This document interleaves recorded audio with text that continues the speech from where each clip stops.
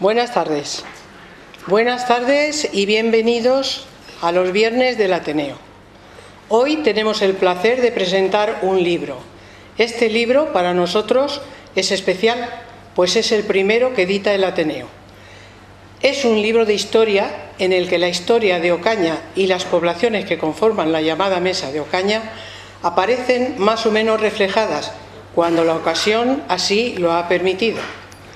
Cuando leáis este libro, estaréis desgranando entre sus páginas 3000 años de historia y casi 3 años de trabajo. Los autores nos remontan a nuestros orígenes y, como dice el epílogo, nos servirá para saber hacia dónde vamos y de dónde venimos. Avanzar es la esencia más profunda del ser humano. Todos tenemos una concepción de la historia que en muchos casos nada o poco tuvo que ver con lo que sucedió en realidad. Pero en fin, estos comentarios sobre el libro se los dejaré a los autores. Ahora voy a dar paso a unas amigas especiales del Ateneo. Y digo especiales por varios motivos. Son 4 mujeres, aquí las tenéis. Estas 4 mujeres, además de trabajar en la elección, adaptación del repertorio, ensayan prácticamente a diario, y esto les supone un esfuerzo añadido al final del día. Todo en bien de la música. Por esto y porque sus actuaciones son desinteresadas, desde el Ateneo les damos nuevamente las gracias. Mil gracias, Elena, Emilia, María Jesús y Marisol. Ellas mismas nos presentarán y harán una pequeña glosa de cada pieza que van a interpretar. Así que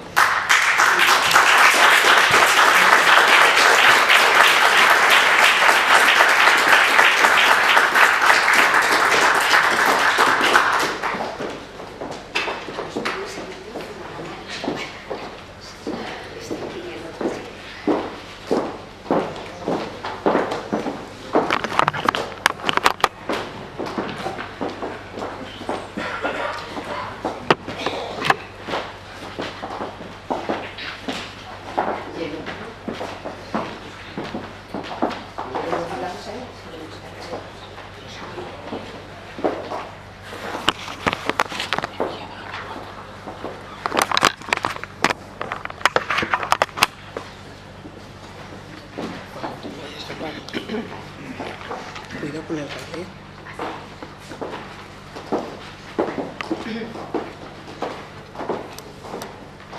Buenas tardes a todos y muchas gracias a Amalia por tus palabras, como siempre son tan cariñosas.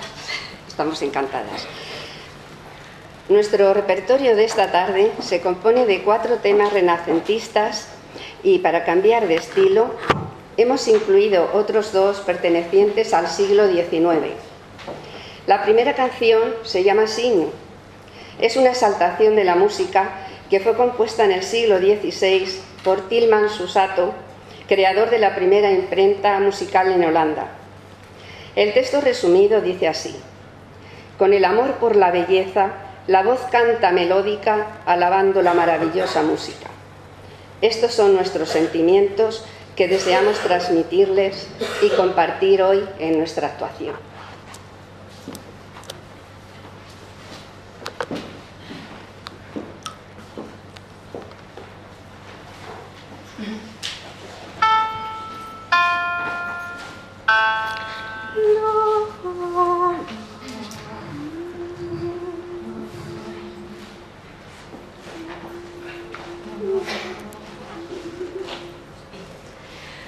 Un decore, un amore, un splendore, un ardore, un vigore, un calore, voce cantate melodica, gloria mirifica, magnificate in musica, gloria mirifica, magnificate in musica.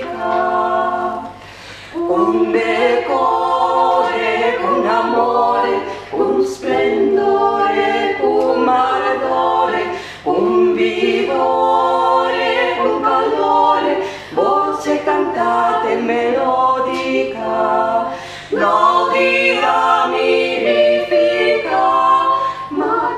Magnificate in musica, gaudia mirifica, Magnificate in musica.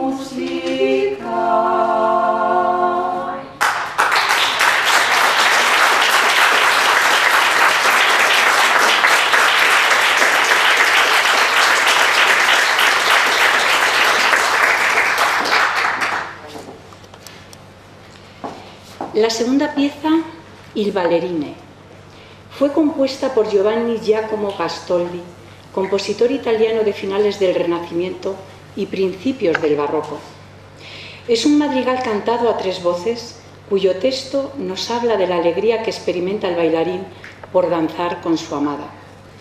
Il Ballerino fue cantada por los labradores en la película española estrenada en 1989, Amanece que no es poco. Película de humor absurdo considerada de culto para los cinéfilos y rodado en la Sierra de Albacete.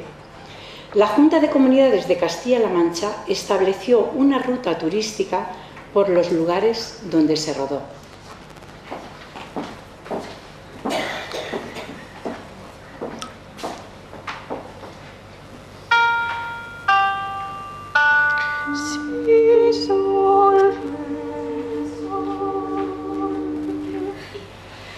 Sonatemi un balletto col mio amor voglio danzar. Sonatemi un balletto col mio amor voglio danzar.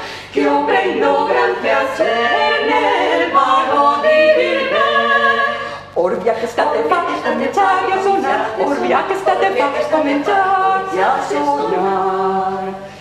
Io pronta la mia ninfa per volermi covallar. Io pronta la mia ninfa per volermi covallar. E per farmi favore la mano stringe ancora. Orbia che state fatti cominciare a suonare. Orbia che state fatti cominciare a suonare. Sonatemi un balletto con mio amor voglio danzar. Sonatemi un balletto con mio amor voglio danzar. Che io prendo gran piacere nel ballo di viver. Orbia che state fatti cominciare a suonare. Orbia che state fatti cominciare a suonare.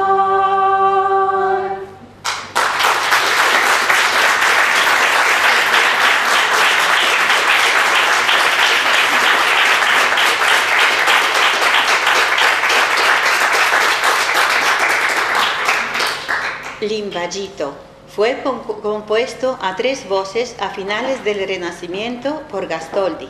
En el texto, el enamorado expresa sus sentimientos a su amada de una forma muy romántica. Qué felicidad me invade cuando te veo. Me gustaría tener 100 ojos para mirarte. Si no quieres hacerme daño, déjame verte, mi bello sol. ¿Por qué no puedo verte en cada momento? Lejos de tu mirada me siento morir. Si quieres que siga vivo, no te alejes nunca de mí.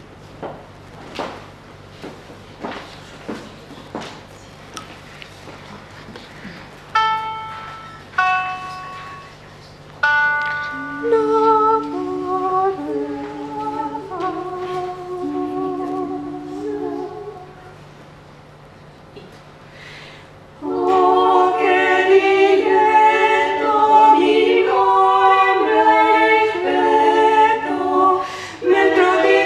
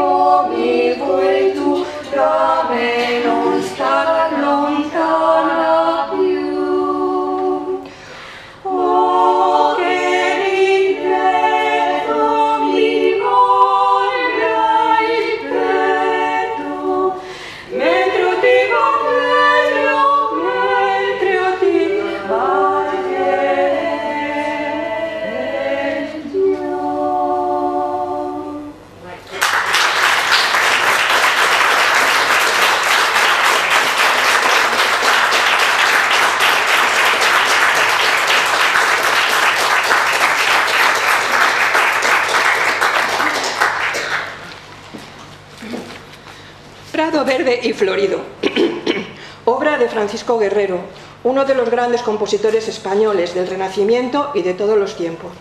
Es un tema bucólico en el que un enamorado pide a los elementos de la naturaleza que le ayuden a conquistar a su amada. Compuesta en su juventud, allá por 1548, formaba, junto a otras obras similares, parte de lo que él tituló Canciones villanescas, que a pesar del nombre no eran canciones populares al gusto de un público poco instruido, sino que estaban destinadas a un público cortesano de gustos muy refinados y escritas con una gran complejidad polifónica, como ocurre en esta, en la que en varios pasajes las voces van cantando distintas melodías y en momentos diferentes, encontrándose únicamente al final de las frases, en una armonización rica, delicada y muy hermosa. Como curiosidad, hay que decir que con la finalidad de que estas obras pudiesen ser cantadas en las iglesias, al final de su vida el maestro Guerrero les escribió otras letras más espirituales, y Prado verde y florido se convirtió en el pan divino y gracioso que todavía se sigue escuchando en nuestros templos.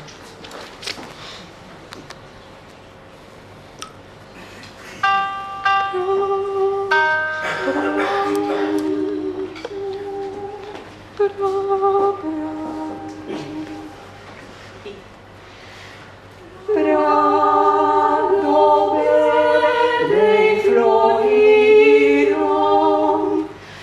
prado verde y florido, fuente clara, alegres arboledas y sombrías, pues veis las penas mías cada hora, contadlas blandamente,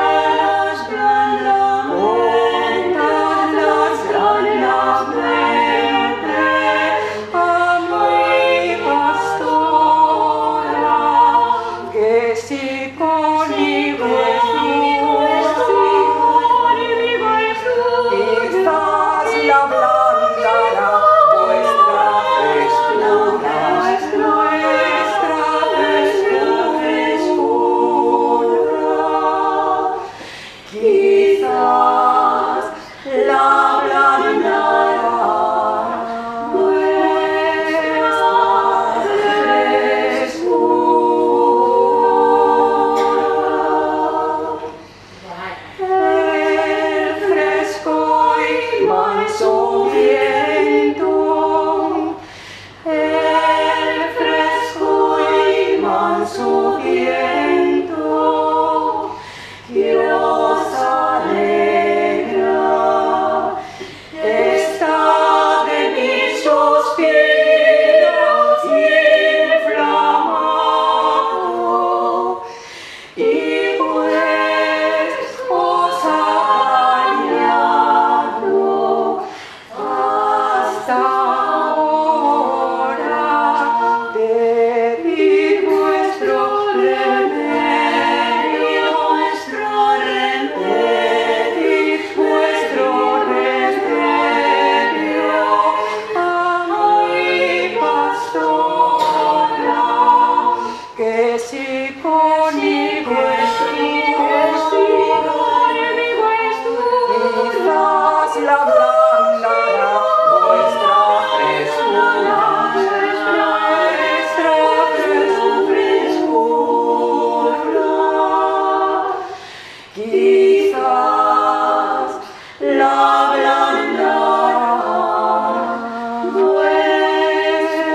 la ablandará vuestra frescura. Santa Lucía.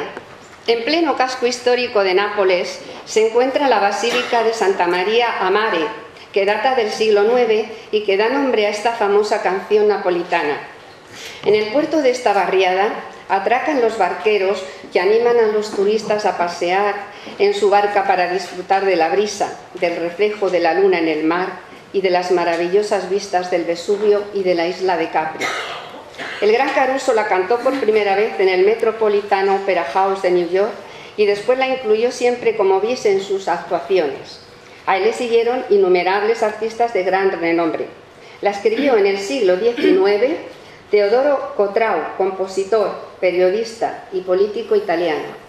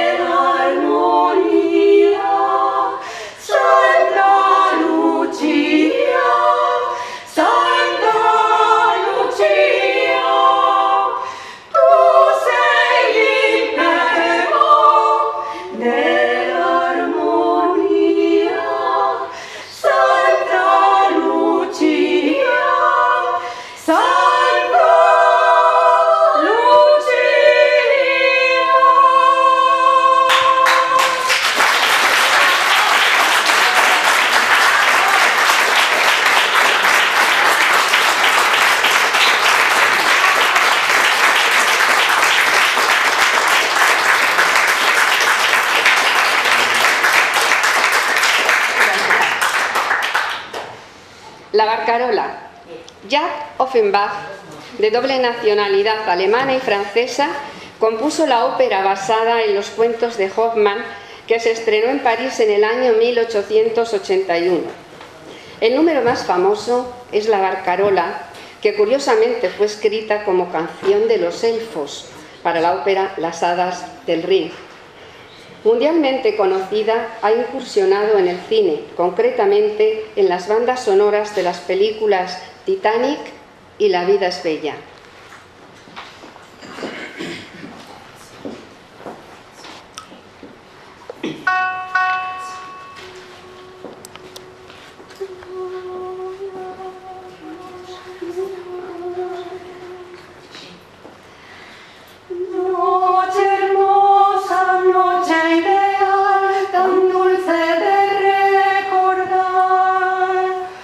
Noche clara, noche estiva.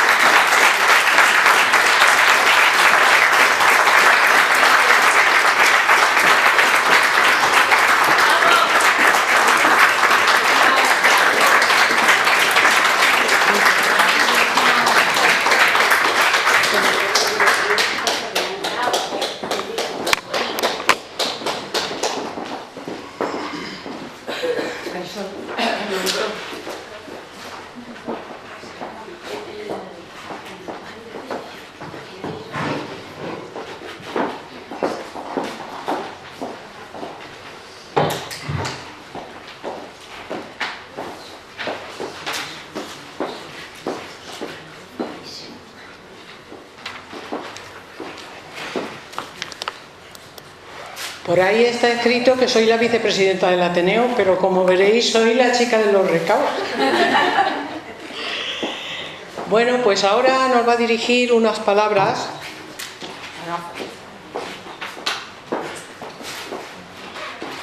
el tesorero del Ateneo, que es José María Balsera Fuentes y que es responsable de informática de uno de los archivos más importantes de la historia reciente de España, en la Fundación Pablo Iglesias.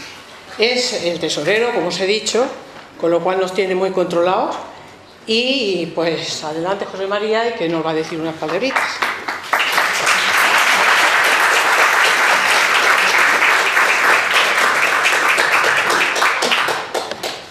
Buenas noches, amantes de la cultura de Ocaña y de su historia. En primer lugar, tengo que elogiar a dos personas que, comprometidas con la cultura, con el Ateneo y con Ocaña, de forma altruista han invertido largas horas de trabajo en la recopilación, la redacción, la maquetación y la impresión de un libro que contiene 3.000 historias y que el Ateneo de Ocaña sea el receptor de todo ese esfuerzo. Enrique, Pepe, muchas gracias. Como dijo el hijo de un carpintero, por sus hechos los conoceréis, y vuestros hechos no podrían ser más ejemplares. En las 3.000 historias que hoy presentamos, el lector podrá encontrar intrigas palaciegas que dejarán la boda roja de Juego de Tronos en peccata minuta, o curiosidades como que la población actual de la villa de Ocaña es prácticamente la misma que en la época musulmana, o que en la Edad Media ya se pagaban los tributos más altos de la provincia.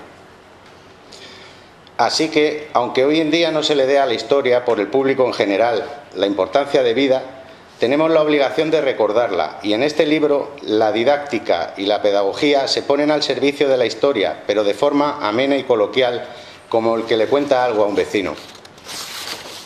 Voy a procurar no repetirme con el prólogo del libro, pero sí me voy a reiterar en por qué la historia debería de tener una mayor importancia en nuestras vidas, como algo que nos debería ayudar a conformar una sociedad mejor, pero también como una satisfacción por la curiosidad que todo ser humano debería cultivar, y para ello les pondré algunos ejemplos de cómo la historia es algo entretenido e interesante para personas que, como yo, que no somos historiadores, sí nos interesa la historia.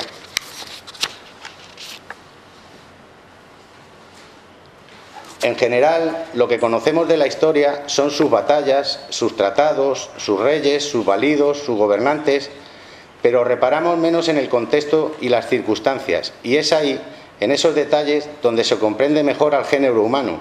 Es donde nos hace pensar que la historia es algo más que una línea de tiempo. Algunas son leyendas que se repiten por todos los pueblos del mundo, y otras, aunque están corroboradas, son poco conocidas. Y para que comprendan mejor lo que quiero decirles de esas curiosidades, les adelanto que ninguna de ellas aparecen en estos 3.000 años de historia. No voy a destripar el libro, así que no se preocupen.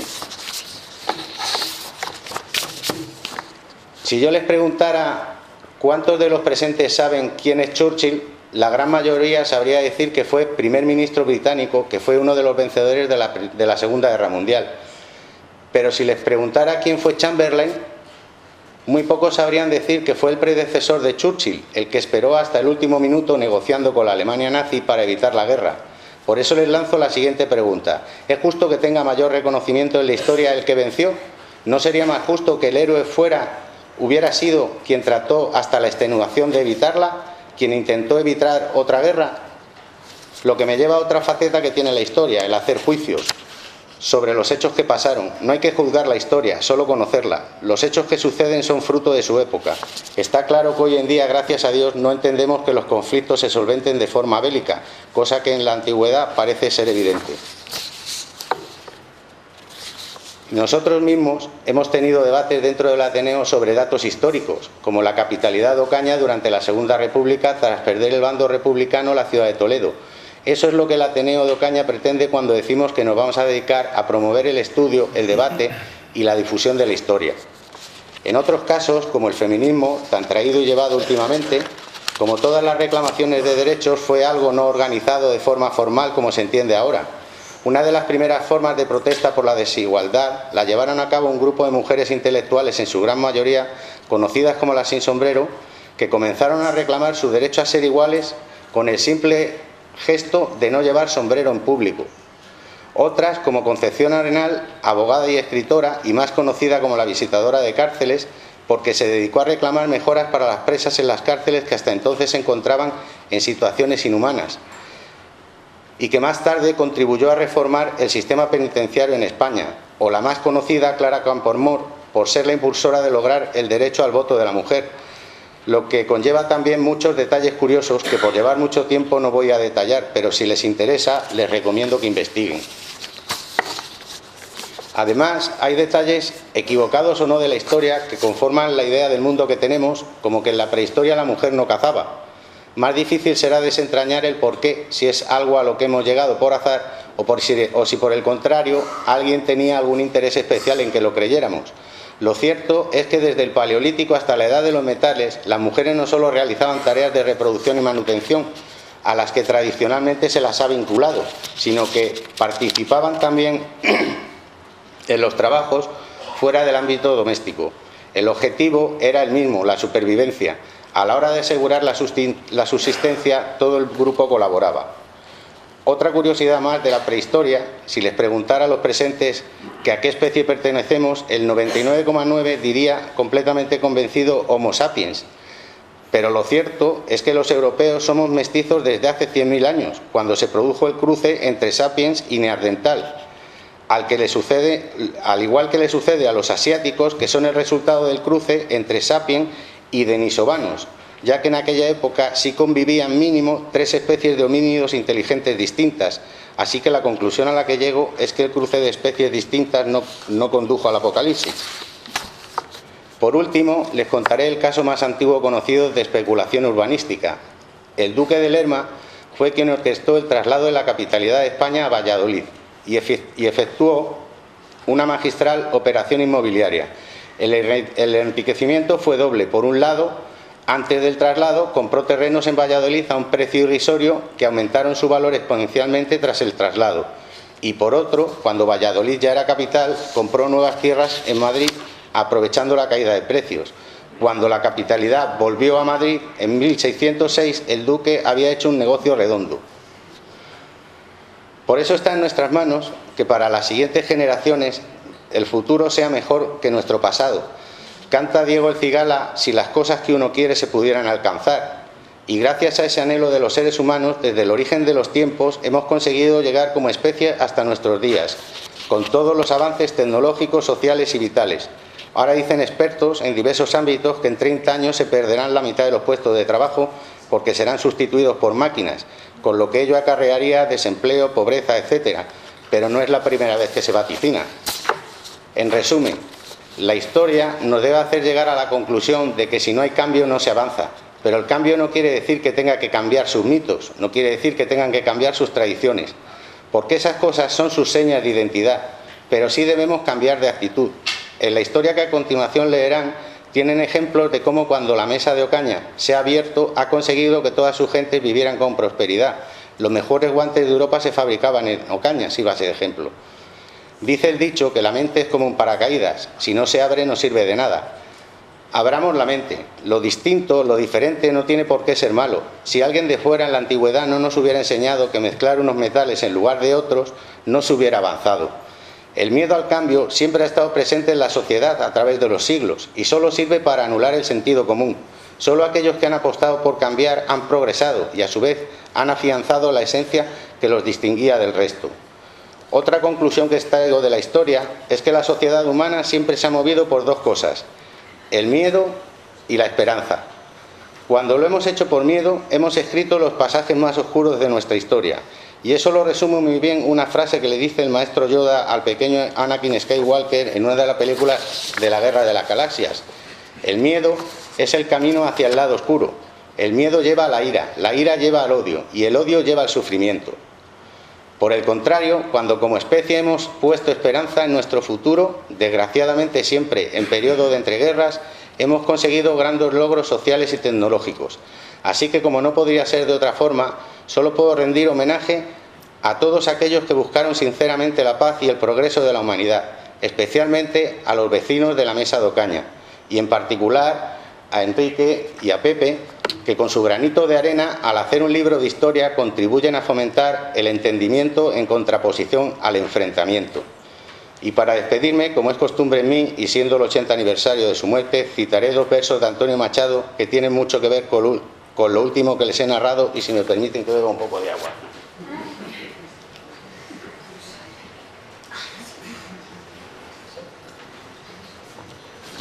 Y dice así: qué difícil es, cuando todo baja, no bajar también. Y este otro: conoce los invisibles hiladores de los sueños, son 2, la verde esperanza y el torvo miedo. Apuesta tienen de quién, hile más y más ligero, ella su copo dorado, él su copo negro, con el hilo que nos dan, tejemos cuando tejemos. Muchas gracias.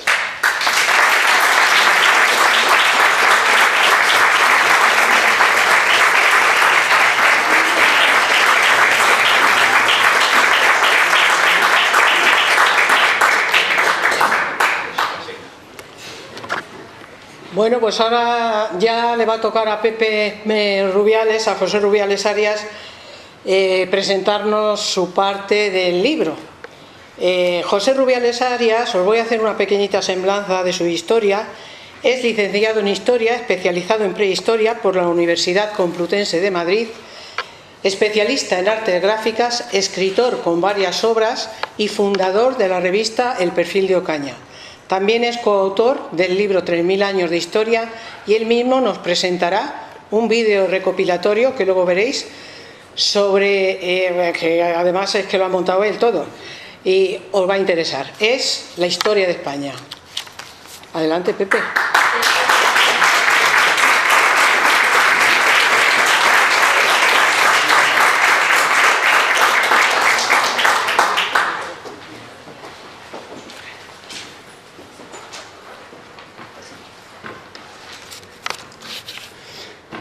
Buenas tardes.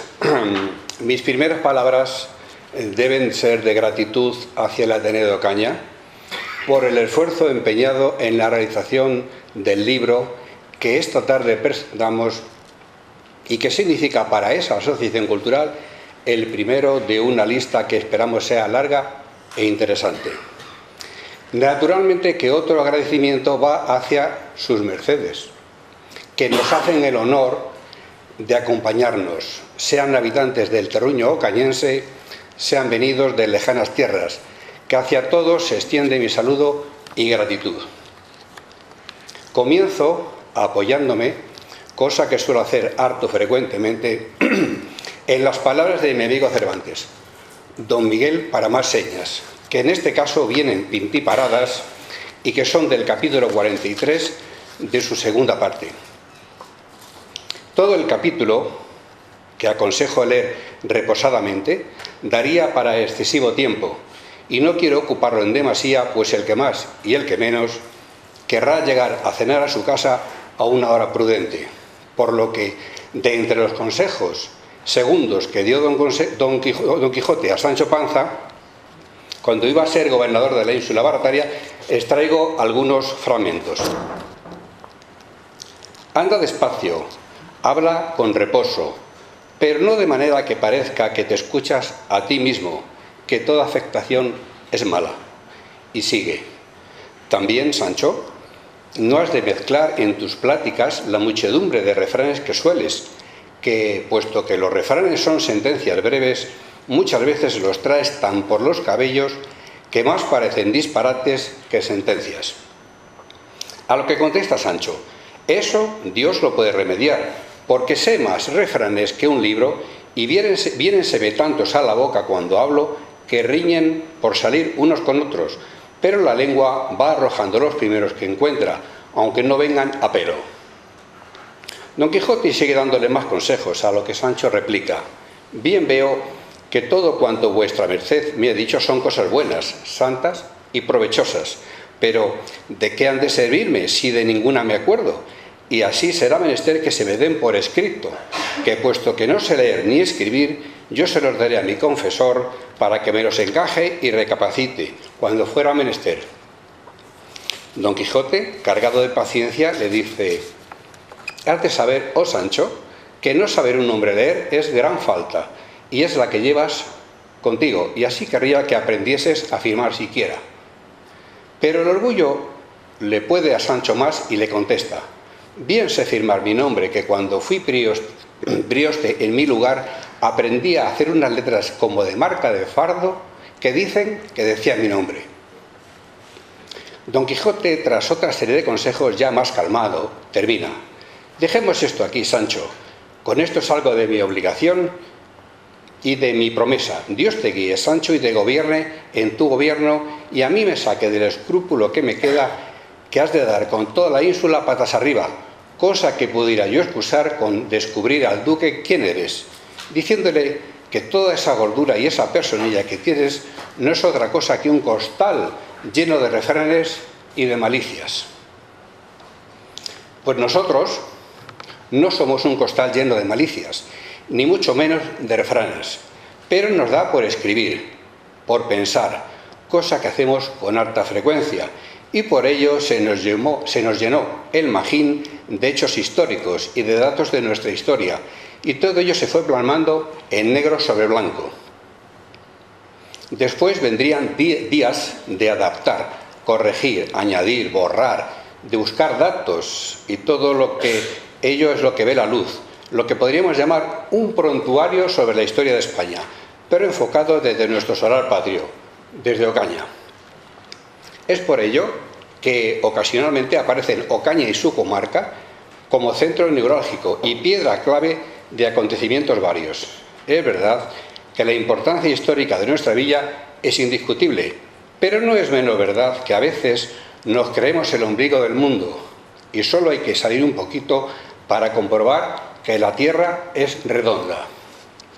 Las imágenes que en unos momentos van a poder ver son un espejo o un paralelismo de lo que reflejamos en el libro, un breve, diría que brevísimo, resumen de lo que ha pasado en la península ibérica desde que el hombre dio muestras de raciocinio, por más que algunos sigan queriendo poner en duda que eso tenemos, es decir, el raciocinio.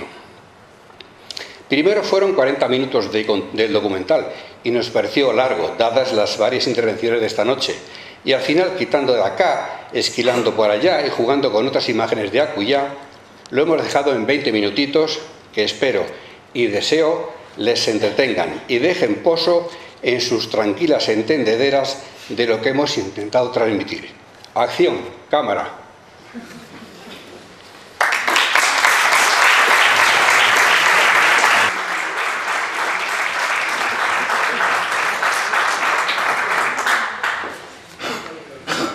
Bueno, pues ahora yo voy a preguntar, porque veo que hay niños en la sala, si hay algún niño que haya leído el libro 3000 años de historia. ¿Sí? ¿Tú lo has leído? ¿Tú también? Os invito a que nos digáis unas palabras. ¿Aceptáis? Pues venga. Es el futuro.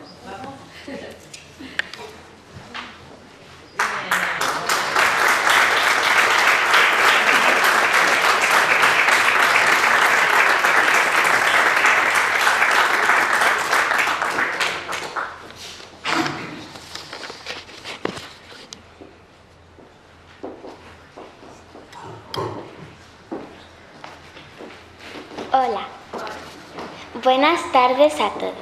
Mi nombre es Jimena Martín. Yo soy la nieta de Enrique García Moreno Amador.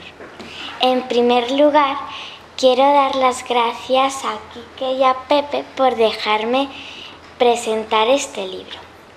Hoy os quería hablar de lo orgullosa que estoy de mi abuelo y de que haya escrito un libro. Sinceramente, Yo no me he leído el libro porque he estado muy ocupada haciendo otras cosas. Pero en cuanto pueda, empezaré a leérmelo sin duda. Mi hermano Mauro sí se lo ha leído y después os hablará de él. A nosotros, al igual que a nuestro abuelo, nos encanta leer y escribir, sobre todo escribir. Yo, en mi tiempo libre, escribo fábulas, historias, incluso con los apuntes del colegio que me dan en clase, me hago cuentos. Los libros de mi abuelo han sido siempre mis favoritos porque el vocabulario que usa es espectacular y la manera en que lo explica es también sensacional y se centra mucho en el tema. Por ejemplo, si el libro es de historia, todo el libro va sobre la historia y se aprende mucho. Aunque para una persona que no está acostumbrada a este tipo de libros le resulta un poco difícil, pero si se está acostumbrado es muy interesante y se aprende mucho sobre la historia de España y concretamente de Ocaña.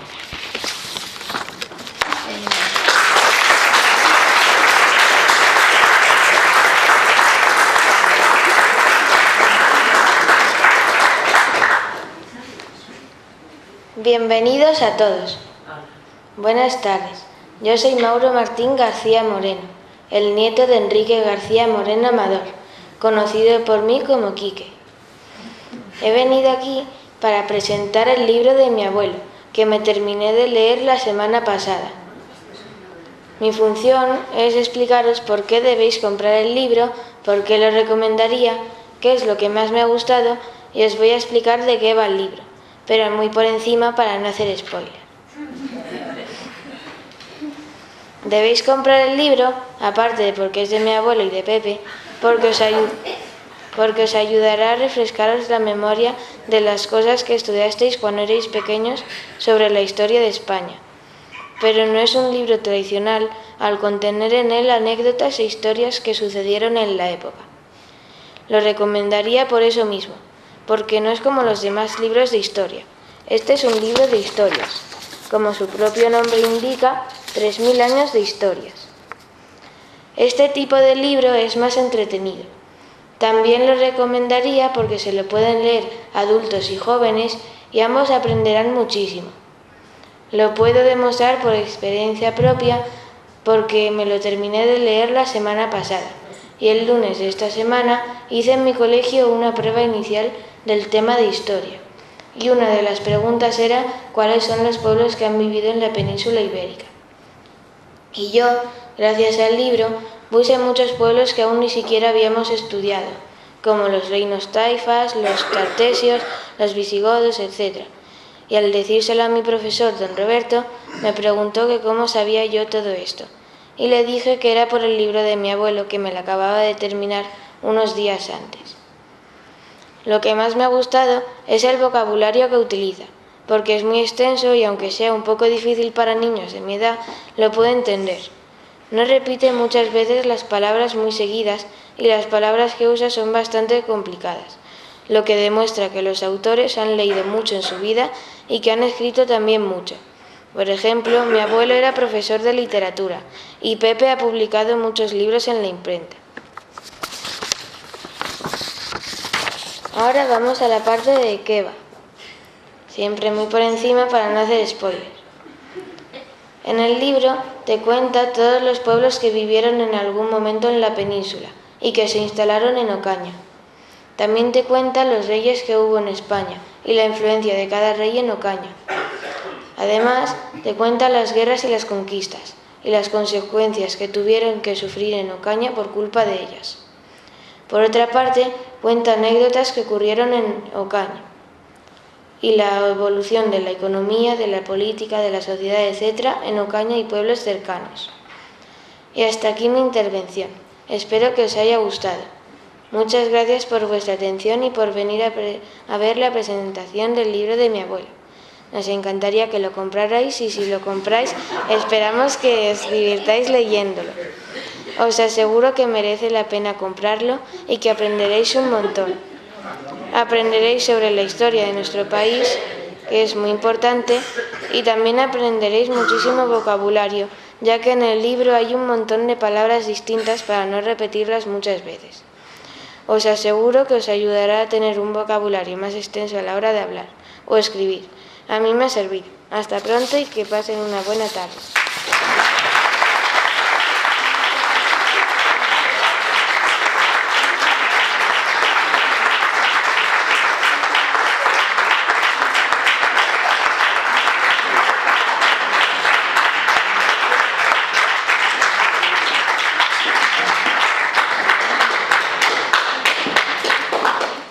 Yo no sé qué se puede decir más, porque lo han dicho todo entre los dos. Bueno, yo voy a hacer una pequeña semblanza de Enrique. Enrique García Moreno Amador nació en Agüimes, es canario. Llegó a Ocaña y ejerció de maestro desde 1969. Durante gran parte de su vida docente desarrolló su tarea directiva, se diplomó de magisterio en Toledo y posteriormente se especializó en filología española y francés en la UNED en Madrid, finalizando igualmente educación física en la UNED en Zaragoza y Escuela Central de Educación Física. Es diplomado en bromatología y nutrición, dietética infantil, también por la Escuela Mayo de Barcelona. Escribió en diferentes periódicos de tirada nacional, como son ABC, Ya, El Alcázar, Prensa Regional, como La Voz del Tajo, El Día, Lanza, Tribuna, y en estos momentos forma parte del Consejo de Redacción del Perfil, de lo cual se siente muy orgulloso.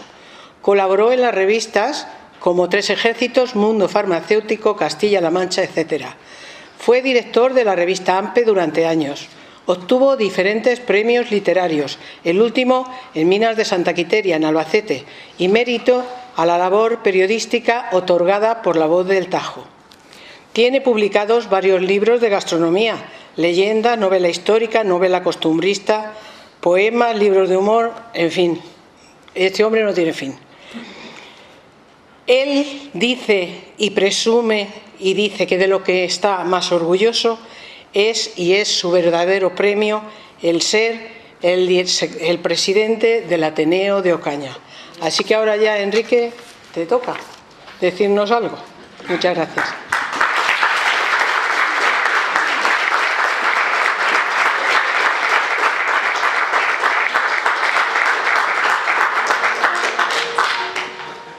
Gracias a la vida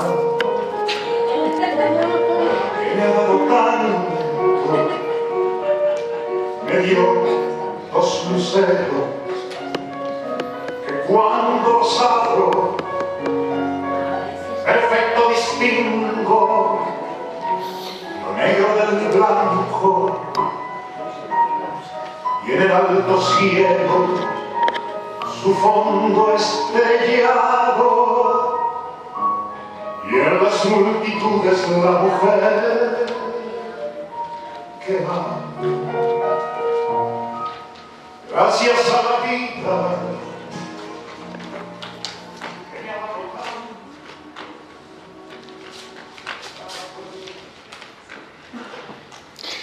¿Qué paradojas nos depara la vida? Ayer se fue el poeta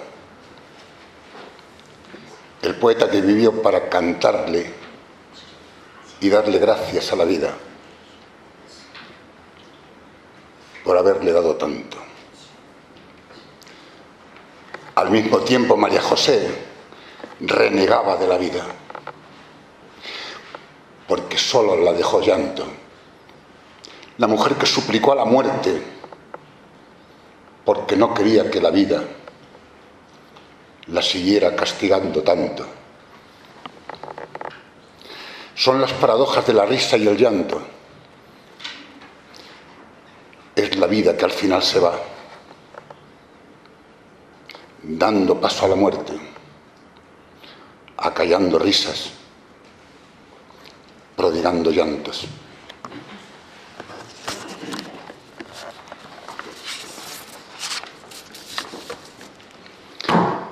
a los que hemos vivido muchos años, nos resulta obligado a agradecer el más grande de los premios, el que la diosa Fortuna nos concede cada amanecer.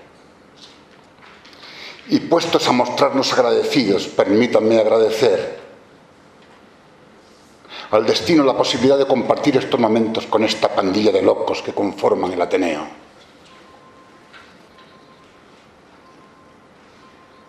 Gracias por procurarme vivir en un oasis en donde solo se respira cultura, pese que a otros se empeñen en ver lo que no hay. Sí, locos de atar, pero en realidad cuerdos maravillosos. Gracias a nuestros enemigos por no permitirnos relajarnos y por exigirnos estar a cada instante vigilando, a cada instante atentos.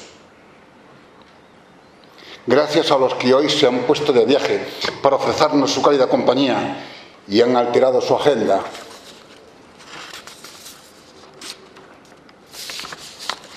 Gracias, señora alcaldesa. Gracias, señora concejal de Cultura. Una y mil veces. Gracias. Gracias al Cuarteto Armonía, que nos transporta a ese lugar donde el alma se serena, el corazón se entibiece y el espíritu se sosiega, sin pedirnos nada a cambio. Gracias a esta ilusionante generación de pequeños críticos literarios que me han precedido y que nos garantizan un futuro prometedor. Gracias a todos por vuestra presencia, que reconfortan nuestros sentires. Y ahora permítanme unas pinceladas que sirvan para justificar 3000 años de historias. Fíjense bien, 3000 años de historia en solo 20 minutos. Y si yo preguntase a una amiga que en estos momentos está aquí, que tiene 93 años, ¿cómo ha sido su vida? Y me dice usted a mí, un suspiro, se me ha ido, con 93 años, pero se me ha ido en un suspiro, parece que fue ayer.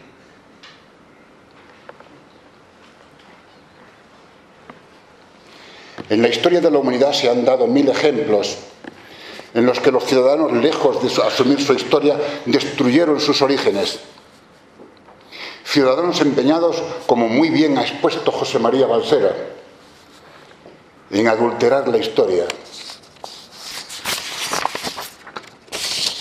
Dirigentes empeñados en borrar los últimos vestigios para iniciar desde cero otra historia, la que ellos quieran contarnos, no la que sucedió. Personas interesadas en tergiversar nuestros principios y destruir nuestras raíces. Aquellas que vienen dispuestas a alterar nuestras normas. Tal vez haya sido la falta de valores, la carencia de amor a la tierra, la falta de respeto a sus ancestros, la ignorancia o la ambición, las que han pretendido dinamitar la historia. Ahí tenemos a Oriente Medio, como redujeron a escombros ciudades únicas para en su lugar levantar poblaciones vulgares, sin personalidad, ya despojadas de sus tesoros arquitectónicos. ¿Qué fue de Damasco?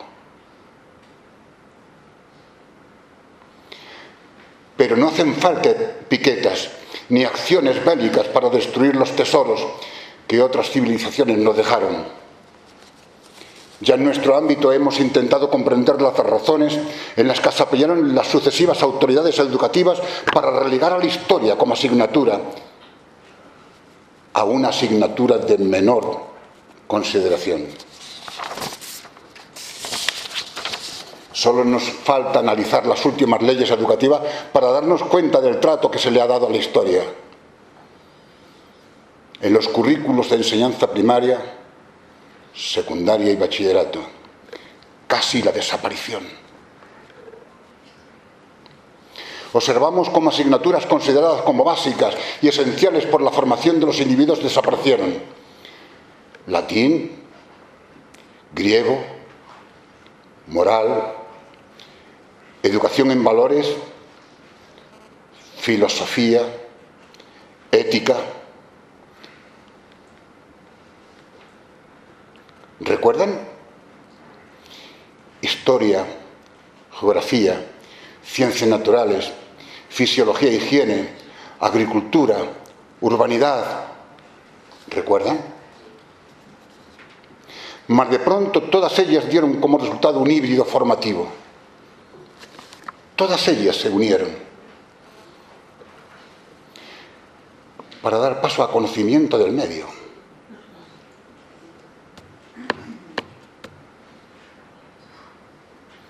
Y si deseamos otra etérea denominación, humanidades. Mas de pronto aquí tenemos licenciados en historia. Mas de pronto todas ellas dieron como resultado un híbrido formativo. Vuelvo a repetir, conocimiento del medio, que es una amalgama de 8 asignaturas. 200 páginas,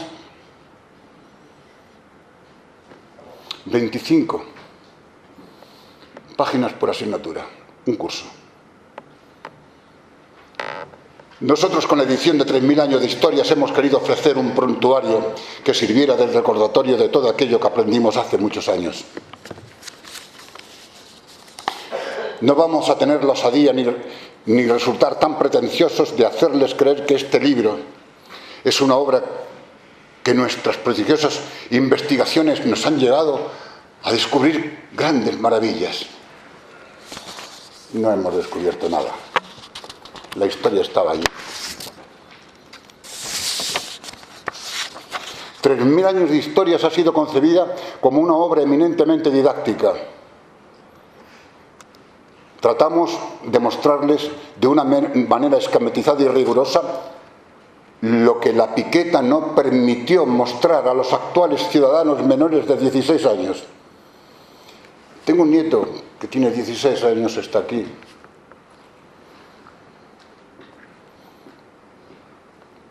Y algunas casonas y algunos palacios de Ocaña no los va a poder ver nunca. Se lo tendremos que explicar. Le tendremos que enseñar fotografías. Cuando nos planteamos la realización de esta obra, rápidamente descubrimos que la tarea sería delicada y muy complicada. Nuestro objetivo fue desde el principio que la Mesa de Ocaña, que es nuestro territorio natural, y dada su presencia estratégica dentro de la península ibérica, merecía el reconocimiento de un protagonismo dentro de la historia de España. Un reconocimiento humilde, pero tremendamente afectivo. Es el homenaje a esta tierra preñada de historias dentro de la historia. Somos conscientes que nuestra obra no sea entendida, aunque siempre esperamos a que el insigne historiador o el crítico de turno sea benevolente con quienes, lejos de sentar cátedra, mostramos un sencillo recorrido, muy fácil de asimilar. De ahí que nuestra obra emplee un lenguaje eminentemente narrativo, sencillo, cercano y por tanto muy entendible. No se trata de un libro para eruditos, sino de un prontuario que recuerde el conocimiento de la historia en la comarca de Ocaña, que siendo humilde obtuvo un gran protagonismo en el desarrollo económico, cultural, militar de la nación española. Y al hablar de humildad hablamos de virtud, no de condición social. Que no es nuestra tierra humilde,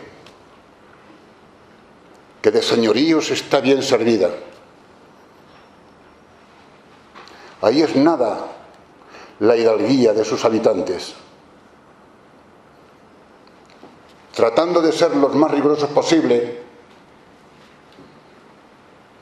Pepe y este servidor nos apoyamos no solo en documentos de insignes historiadores, sino que buscamos el análisis de paleontólogos, arqueólogos y geólogos, quienes durante decenios estudiaron escrupulosamente estas tierras. La Edad Antigua, que va desde las primeras civilizaciones hasta la caída del Imperio Romano, siempre estuvo inmersa en ciertas nebulosas.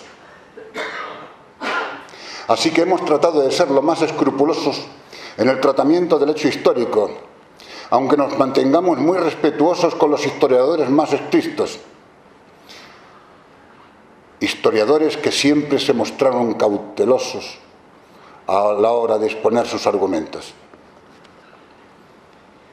Existen muy pocos documentos escritos, pero sí importantes hallazgos de yacimientos que certifican la existencia de unas culturas diluidas en los siglos. Contamos la historia de un tirón, donde otros emplearon decenas de volúmenes, y esto tiene sus virtudes y también sus inconvenientes. Como ejemplo de lo que decimos, tan solo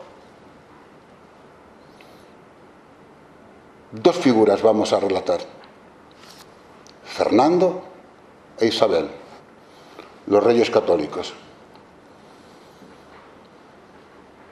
Ambos magníficos ejemplos en el terreno político, militar, arquitectónico, bellas artes, geográfico, económico, religioso y en todas las ciencias del saber.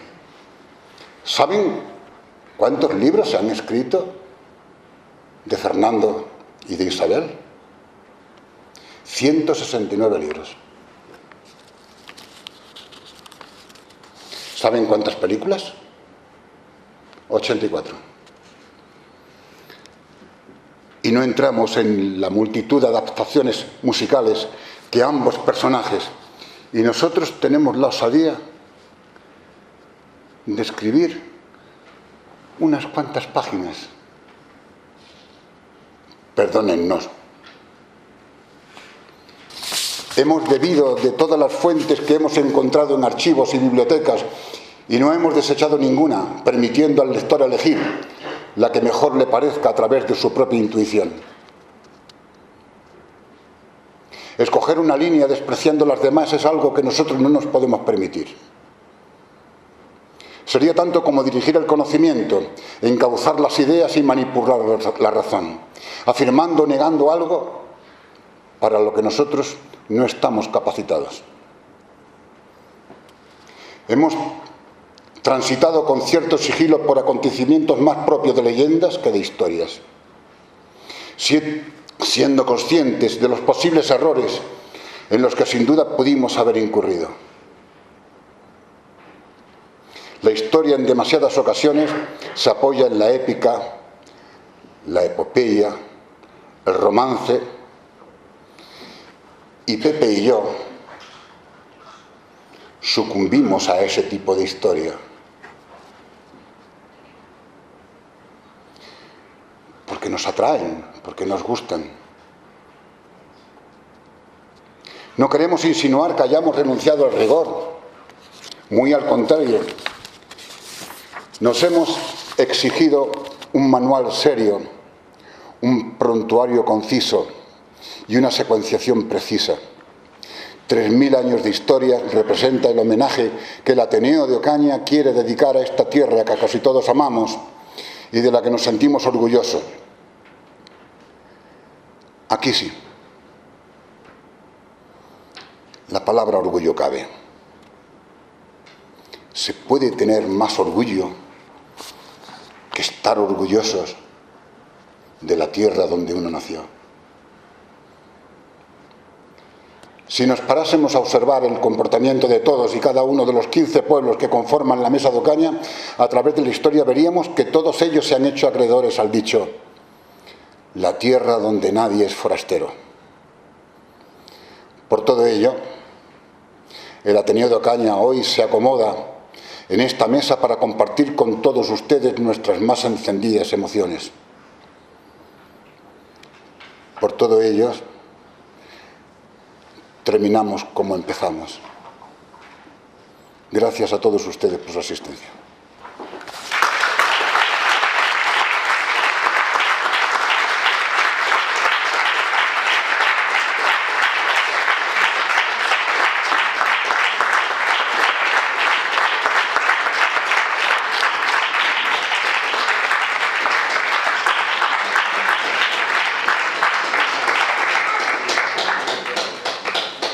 Y sin más, procedemos a finalizar este acto y como debemos ser agradecidos, pues vamos a ello.